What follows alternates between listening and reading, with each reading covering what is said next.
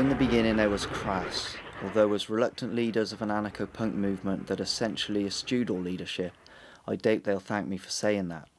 But they were year zero, a very literal line in the sand that translated as, enough is enough.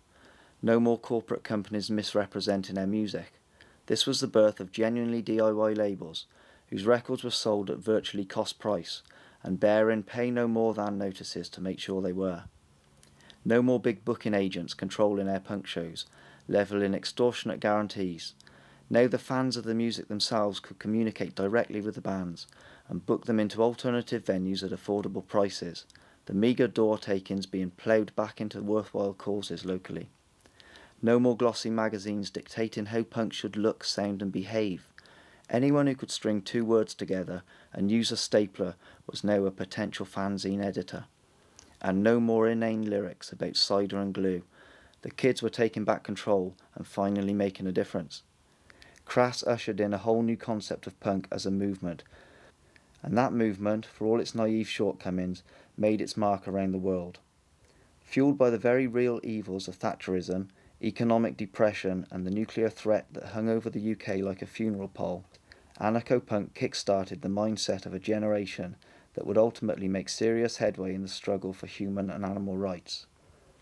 1984 came and went, and the world didn't go up in smoke, but the hopes and fears of these bands mean as much today, if not more in many ways, as they did back then. Crass and what they represent are attacked politically from all sides. The right see them simply as criminals out to destroy the existing structures of society. The left see them as hopeless utopians, deviationists, nearer to a bunch of bandits. As for the authorities, they don't like anarchists in general because they're unpredictable. You can never tell how they're going to react to a given political situation. Safe so long as their aggression expresses itself in music, for example. Dangerous if they decide on some kind of direct action against authority.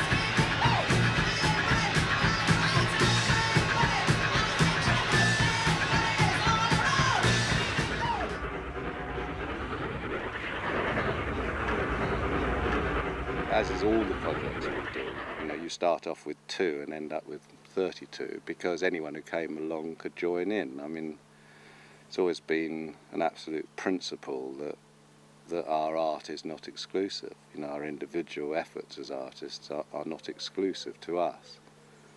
You know, that if someone comes along and says, wow, I can do that, or I'd like to do that, then the response is, we'll do it then, you know, and so that's how that's how Crass came about. It didn't come about by any formal idea. Half of us couldn't play a fucking thing anyway, you know, and weren't interested in playing a thing. We were just interested in being together and sharing ideas.